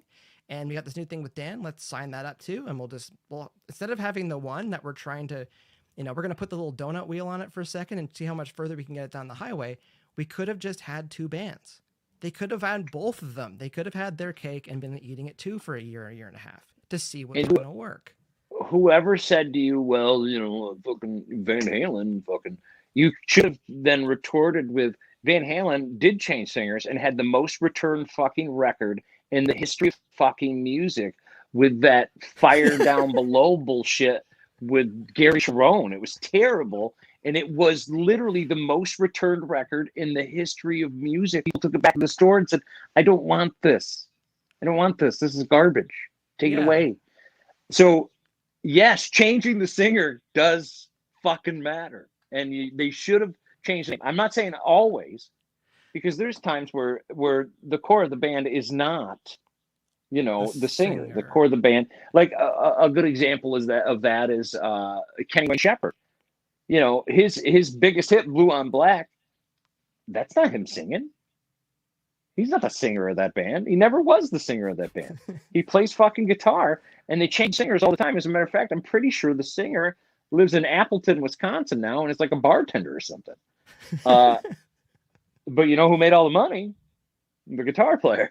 Yeah, it's definitely a case by case thing, but I definitely feel like there's two folders. There's two folders. The ones are like, you should really just put the work in and change it. And the thing too, it's just like sometimes in music and sometimes in the arts, it's like you need to really just take one or two steps back and readdress things and then move forward instead of just trying to just patch things and just keep shoving forward. So I still remember that conversation with people. I always thought there should be a band who was the core band. The band stayed the same always, but for every record, they brought in a new lead singer. And I mean, someone that you might not expect, someone that might be very well known, but doing something completely different for them. I see that happening in the near future. I've been calling it for years where like recording got easier and easier. I'm like, when musicians aren't on the road, they can just get together. Now they can get together online and make some music and put it out. Not to say this is the same type of deal, but just like with Audio Slave. Because when I heard like, you know, Chris Cornell is going to get together with Rage, I'm like, yeah, sign me up. Like this should be good. Like everything about this should be good.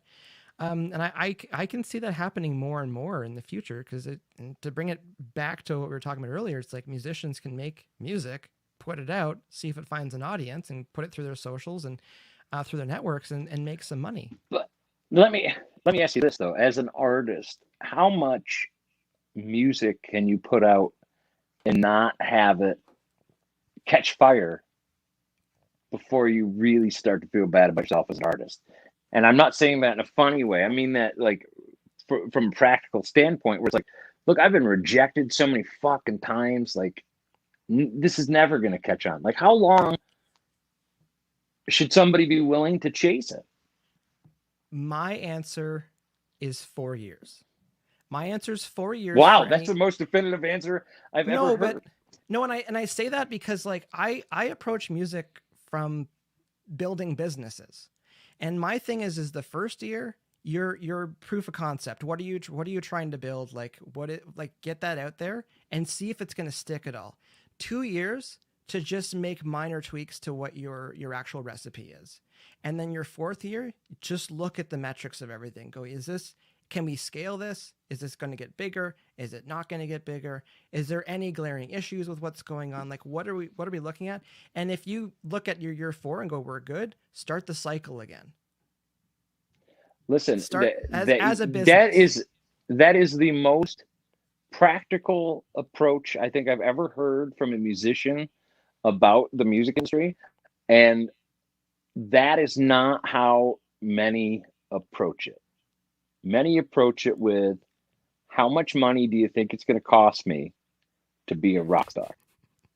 Because that's their end goal. That's it. My end goal has been like, I like the game of music industry more than I like, and I'm gonna go on the record saying that, more than I like the game of making music, I like the game of music industry. I think it's fun. I think it's bonkers that like people can make music and go on stage and get paid to do that. I think that's crazy. But the idea of like, how do you build a career around this? That's the way my brain's always been looking. And the last thing I would say with that 4-year thing, the reason why I say 4 years, because you're in grade 9, 10, 11, 12. If you can catch somebody in grade 9 and go, Nirvana's the best band in the world, Soundgarden's the best band in the world, Sex Pistols are the best band in the world, you're going to ride that fan through high school, and you're probably going to have them for a while after that. So that 4-year period, it's like that's, if you think of it like surfing, it's just like, it's marketing 101. You have to catch that wave, and it's like, that's how I think It's so refreshing to hear you talk in terms of business with the music, because there are so many bands that want to pretend that aspect doesn't even exist. It's all about the music, man. It's all about the music. It's all about the fans. No, it's not.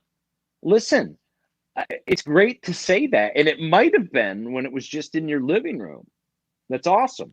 But now it's a fucking business that has employees and pays taxes and generates revenue, and like, you have responsibilities whether you fucking like it or not, man. How do you deal with that? Like that to me, and most of the time they have no fucking answers for that stuff.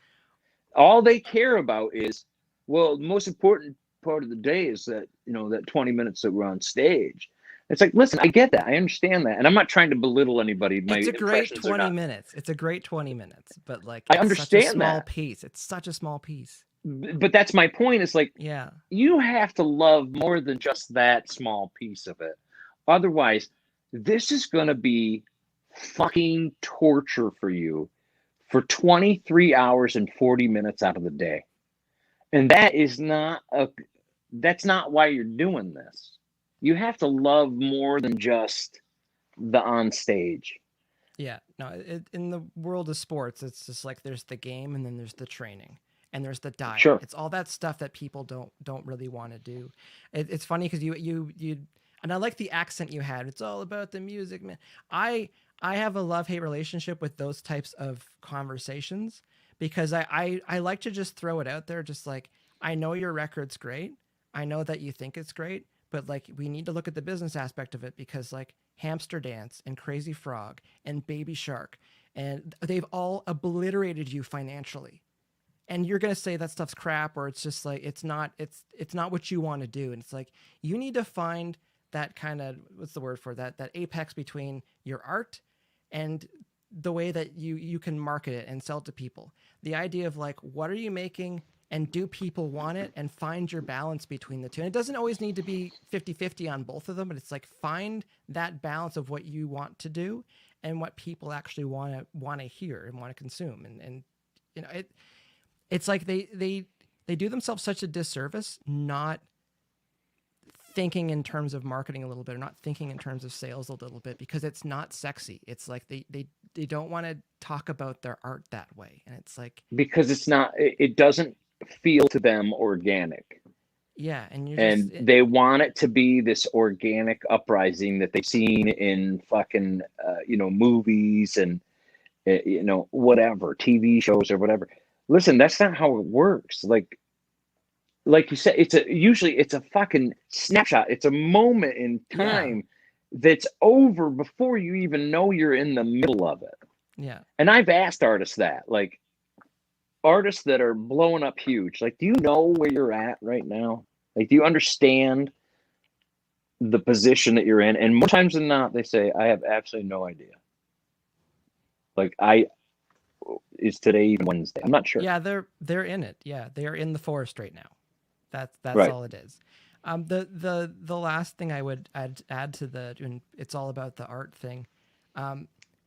Often they're the same band that's trying to get signed to a label, and I say, what do you think they're going to do? What do you think they're going to do when they do sign your project? What is their focus? Because it's probably trying to make some money on it, probably tenfold what you could have made by yourself. So it's like, No. All a label cares about is art, man. If it sells, it sells. If it doesn't, it doesn't. Yeah, right.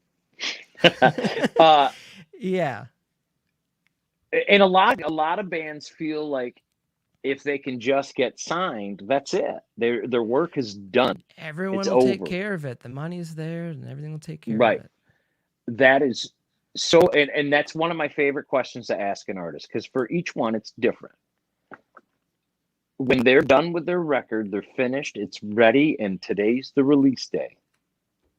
Is that the end of the work for you, or is that the beginning?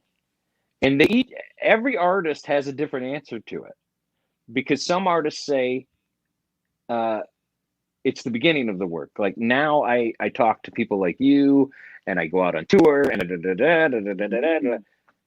and for others, they say, no, for me, that's the reward. The reward is getting to go out on tour. The reward is getting to talk to people like you. The reward is getting to meet fans. The work for me happens in my living room when I'm writing. The work for me happens when I'm trying to work out this bridge that I just can't fucking figure out, or whatever. That's where the work is, and the reward. So I'm always, again, it's about the why and why somebody did something. And I'm always curious. For the most part, the ones who say it's the beginning of the work are the ones who are more like you, who are a lot more business focused and understand that, yes, this is art. Yes, this is fun and this is entertainment, but it's also a business that I have to pay my phone bill. I have to pay my rent. I have to pay health insurance, all that stuff. Those are usually the guys that say the work starts today. The other guys are the ones who say the work was in my living room, and this is my reward. And I'm not saying that either way is wrong at all. I'm It's just not. perspective, yeah. Right. But what I'm saying is one may not look at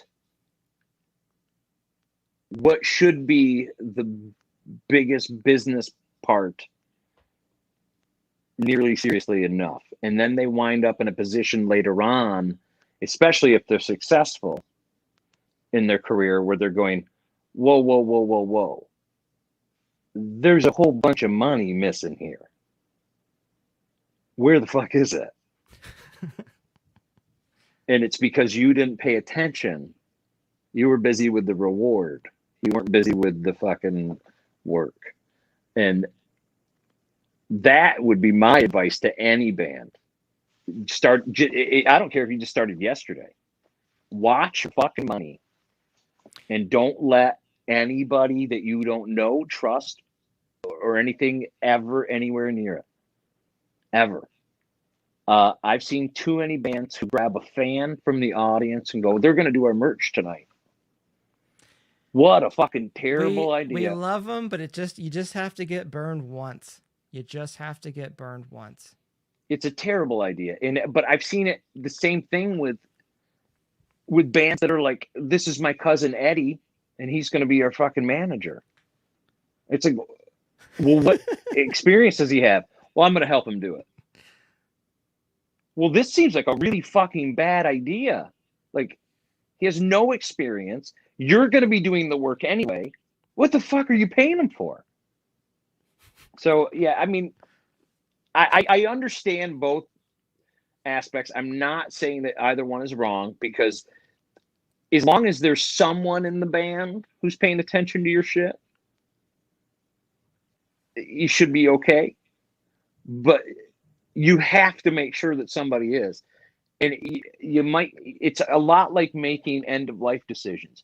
You might want to sit down as a family right now and discuss this and say, okay, George is going to be in charge of all the fucking business decisions. After, he's the responsible party. We're going to be the creative party or whatever. But it's a decision that somebody needs to be in charge of this shit, because it can come back to bite you in the ass in a major way later on. A couple of the most important things I would pass on to bands that are starting, or if you're in a position where it's just like, you definitely need to do this. You need a band agreement, because everything's fine until it's not fine. And you need transparent bookkeeping. You need, because you can do it as simple as having your spreadsheets online. Make sure people have access to it at any time. Once those two things are already laid out, it's all good. Because it's like those. For the most part, yeah. I mean, that's where most of the. That's where people can butt heads on stuff. You talk about where did money go out? It's just like, here's the bookkeeping. Here's all the big stuff. Look at Slayer.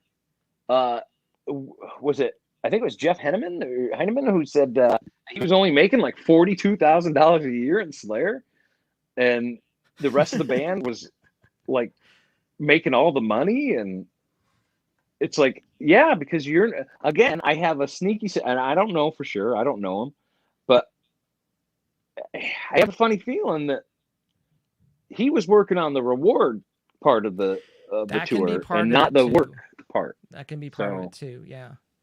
Yeah, and it's tough, because I can see how when that delicious reward does show up, you can just become consumed with that. But yeah, absolutely. Think of it as a job. It's just like, when you think of it as a job, it does take the romantic element a little bit out. There's definitely, you have your moments where like, this is super awesome and it is fun. Like our Taste of Madison, where you go and you play that show and it is fun. There's a good crowd there, and there's great food there, and there's good people there. But it's like, it's a job. And it's like, imagine you went to your job and you didn't really know how much you were getting paid, or when you were getting paid, or when your shift kind of started and ended. And like, there's too many variables when people aren't paying attention in music. So like, I'm not surprised when some musicians are complaining about not making any money. I'm like, well, not saying show me your books, but like, show me your books. Like, where's it coming in? Where's it coming out? There's a problem too, that some bands don't know what business they're in. Some bands assume that because they wrote a good song, they're going to be able to make money off it. And that's not the case. Most bands, for lack of a better term, are in the t-shirt business. You are selling merch. You're selling merch. You're selling, face masks. You're selling whatever the fuck you can think of, to be honest. Put your stamp on, yeah. It goes back to Kiss. Like, I'm doing this because I have Kiss shit all over the place. But it goes back to Kiss. They're one of I think, the most marketed band in the history of music. And they're very, very, very, very, very, very rich because of it. I know a lot of artists who think that sort of stuff cheapens the music, and that's all well and good, and that's your choice as an artist, and that's great. And when you're living in your trailer in Dearborn, Michigan, telling everybody, yeah, man, it was cool, I got to play Ozzfest, it was awesome back in those days. That's awesome. But somebody like Kiss is telling the same exact fucking stories, except for they're doing it by the pool in Beverly Hills with a fuck ton of money, So like, you both walk away with the same fucking shit. Just one walks away with a lot more money. You have to decide as a band if you're okay with selling your art. And if you're not okay with that, and if that is not your goal, do not fucking try to get signed. Stick to fucking playing coffee houses and stuff. And I'm not saying there's anything wrong with that. Like, if that's what makes you happy, then do it. But more times than not, you're going to be more unhappy chasing this thing that you didn't want to begin with than if you just don't chase it at all and you stay right the fuck a small fish in a small pond who knows every single person in the audience by name, and you don't even need a PA. Like, there's so many artists out there that would be more happy doing that than chasing this shit that they're never going to get to because they don't have the desire to do it. No, I agree. I agree. There's a lot of artists that talk about the bus and the headline the festival, but they're not gonna do the work, and they're like that could be a whole other 2 hours. Absolutely, because I know one artist off the work. top of my head right this very second who does not make enough fucking money to tour in a bus, yet every single tour they are in a fucking bus, even though it costs them money on the road. Why? It's not even comfort. It's impressions. Optics. It's bingo. Which is important. Again, it's the entertainment business, but it shouldn't be so important that you put yourself in hock in a business that you're supposed to be fucking making money in. Yeah. Now there's a time and place to get a bus, and it's not just for optics. So, but then again, the label's whoever the investor is label, they can sell the band on it because it's going to go on their account, and they're making like $90 I was going to say, $1. It's in their best interest. Get yeah. them a bus.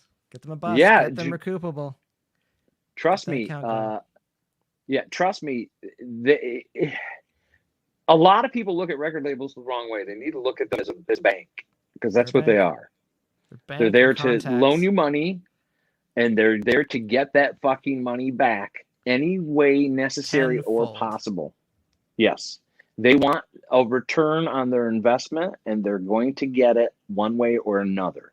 I've seen labels screw bands over so bad it's not even funny. I've seen labels release old music from bands on the same exact day that they've released new music just to screw their sales, just to screw their positions on the charts. They will literally release a best of or whatever. So when you walk into the store and say, "Hey, I'm looking for the new Evans Blue," they go, "Oh, yeah, it's right here." And they hand you the best of. And then there's sound scans or whatever they use to fucking rate that shit nowadays. I don't even know, because do they still even do sound scan? Still sound scan. Wow. I didn't even know they still did it. What do they do? They got like 7 or 8 scans a week now? I don't know. I only because I get yelled at from management for like not putting our album sales through. I'm just like, big picture, I don't think it matters that much. But I don't know. I don't know anymore. We're not either. Moving 30,000 record units a week sort of thing. I'm just like, listen, there's almost nobody doing that. Yeah, unless you're Taylor Swift. Which was genius. I think she put out the same record with 8 different covers. If you're a hardcore fan, you're gonna buy all of them. So listen, you don't meet a much more hardcore fan than my fucking wife. It's insane. Right now, I'm looking at a Taylor Swift calendar. There's a Taylor Swift CD up like a display. Like literally. Nice chair, by the way. I'm jealous. Hey, thanks. Autograph CD right there. Look at that. Yeah. Is that a parental advisory sticker on it? Yeah, she says some bad shit on the record. She's cussing on there? She, in one song, my wife had to explain to me. She says, as you drive by her house, something or other, or does she mouth fuck you forever? And I was like, wow, mouth fuck you? Oh my God. And she's like, no, honey. She means mouth fuck you. Mouth fuck you. So yeah, and like in quotes. Oh yeah, it's not near as fun as I thought it was. Yeah, no, I thought Taylor Swift was getting dirty, but she wasn't. We had to subscribe to Disney Plus the other day because there's a fucking there's a Taylor Swift fucking concert on there. So we had to subscribe because she did some thing in the woods, a concert in the woods.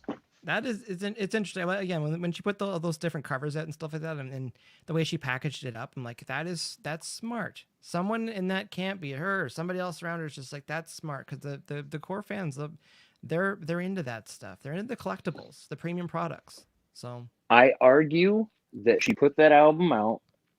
We were just talking about fucking people over. She put that album out when she put it out to fuck Kanye. really, They were not ready for that record. I'm telling you right now, they were not ready for this record to come out. My wife ordered the vinyl. She got it in the day it released. She got it like last Wednesday or Tuesday. I will argue till I die that they said, fuck, Kanye's got a new record coming out on Friday. And she went, we're dropping this thing this week. drop it on Friday. That's not that crazy though, because It was simultaneous. One. Yeah, it was simultaneous, dude. It was simultaneous, and there was absolutely no announcement that there was a new Taylor Swift record coming. Just the ninja drop. Just here's a new record. I will say I'm a fan of the ninja drop. I like when you just like, boom, here's new stuff. Here's a new record. Here's a new single. I know the industry doesn't like it too much, but as a music fan, I like it when it's just like, here you go. I absolutely agree with you. But and I think as a marketing technique, it's genius, because it's kind of like when you hear a commercial that has no music behind it or something. It stands out all of a sudden. Out of all that noise, and it's just a guy talking, and he talks like this. You're like, oh, that stands out. I think that the ninja drop does the same exact thing. It stands out because it's out of place, so to speak. Like, especially for somebody like Taylor Swift, you're used to seeing shit coming out for months. Yeah, before you see a record. It's like, yeah. But I'm a big fan of that, especially these days, because like you can take over the internet for a little bit if it's out. I think it was Beyonce Lemonade. Like, she just dropped that with like videos for everything, and it was just like, it was crazy. My fan is just like, it was just like crazy, and I'm like, that's awesome, because as far as marketing goes, like, now you've taken over any workspace, any hardcore fan. It's like, now that's their day. Their day is content. Not even just a hardcore fan. It's taken over everything. It's going to be on Good Morning America. It's going to be on, every news station of Beyonce fans blown away today with a new record. Yeah, it's going to be everywhere. So I mean, it's just, to me, it's smart marketing. It's not going to always work. No, you have to be somebody with some pull to get it to work. Like if I put out a fucking record tomorrow, just surprisingly, like, nobody's gonna be like, holy shit, did you see? Oz put out a new fucking record. No, it would no one would even notice. But you put that record out, and it's got some, it's got heat on it, and all of a sudden it's just like, it starts to get some traction, and it's just like, it just came out of nowhere. You know what I mean? Well, I'm gonna warn you right now, it would not have heat on it. It just wouldn't. We'll talk after. I know you got some hits lying around somewhere. So yeah. Oz, I've had you for 2 hours tonight. I know it's been a long time. And I know it's good catching up. And again, like, I really appreciate you, getting back to me, because again, Sunday was between question and answer, and you're like, you got time today. I'm just like, I definitely have time. Again, tons of experience, smart guy. I probably didn't have as much time as I've taken, but it was fun talking to you. Well, I've got to get ready for Tats for Tots on Friday, man. I got a lot of stuff appreciate. Oh yeah, that segue. Anything you wanna plug while you're here? No, not really. Tats for Tots. Tats for Tots. It goes on this Friday. Ultimate Tattoo, Highway 30, Fair Oaks Avenue, Madison, Wisconsin. If you're in the neighborhood, bring a new unwrapped child's toy. We hand you back an envelope, stuff filled with all sorts of goodies, and it all goes to a good cause. The Marines are right there. They take the toys away right then, and they get distributed to families that need them. So this is our, I think, 19th year doing it. So. And you got Land of Oz? Yeah, I'll be there live. So come on out. I'll be. But here's the thing: it's all drive-through this year, and I will be locked away in a secure, COVID-free vessel that no one can come into. So everything's like, you just drive through this year. We'll have hundreds, if not thousands. I have no idea. It's the first year we've ever done a drive-through thing. Normally we get thousands of people. I have no idea what we'll get with a drive-through thing. So it's up in the air. Fingers crossed we do well though, because it's really needed this year more than it's I think ever been needed before. So I'd agree. 2020 is definitely your trying things, trying things and trying our best. So yeah, but we've got hope on the horizon, and hopefully by this time next year we are all going, man, that 2020 was fucking nuts, wasn't it? I'm so glad we're back to normal and everything's just a regular shit show again instead of a massive shit show. It's a global shit show. Yeah. Well, sounds good. Oz, I'm just gonna finish things up here. I'll see you out in a second. And thank you so much for being here tonight. Absolutely. Thank you for having me. It was a blast. Awesome. All right, I'll see you in a second. All right, well, that's Scott Ozzborn from WJJO 94.1. Just his delivery talking about a Tats for Tots. It's like that's 25 years of radio experience is how they can just how the words just roll off the tongue, and it's just so just with ease.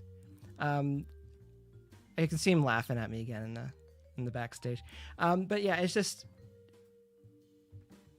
there's a skill, and I'm at a loss for words with how radio personalities can just rhyme stuff off so quickly on the radio. Anyways, I'm butchering the intro. I butchered the intro. I'm butchering the outro. Oz is still laughing at me backstage. Again, there's lots of good information here for bands. Again, we're at a point now where there's a lot of power we have as musicians, where we can put music out independently. We can promote our stuff independently. There's still a lot of value to be had with radio stations, getting on their playlists, making friends with the personalities there. And one of the things we did touch on today too, being able to perform your music live. And one piece of advice I would give bands: work on your acoustic performances, especially for a rock band. That's one of those lines in the sand that we have with bands and able to perform. It's one thing to be able to do it when everything's on 11 at a rock show, but if you can strip it down a little bit and show everyone you can do it acoustically, you're going to be invited back more and more. And from experience, you generally get a little bit more time in the studio to maybe perform a couple songs live on air, be trusted with that, because you don't want to go in, not going to name any names, but you don't want to go in and butcher it and have it be a story that may be told on a podcast years later, sort of thing. So again, thanks to everyone that showed up, hung out in the chat for a bit. I'll go through some comments later. We didn't get a chance to do the questions and answers today with some of that stuff. Oz is holding up a sign with a word on it. Just try to get to the comments today. Again, we'll go through that after and answer a few questions and stuff. And again, I can't thank Oz enough for taking part today on DearBands Live. Again, I'm Mike from Langford.com and DearBands. 2 hours goes by quick. All right. Thanks for watching. I'll talk to you later.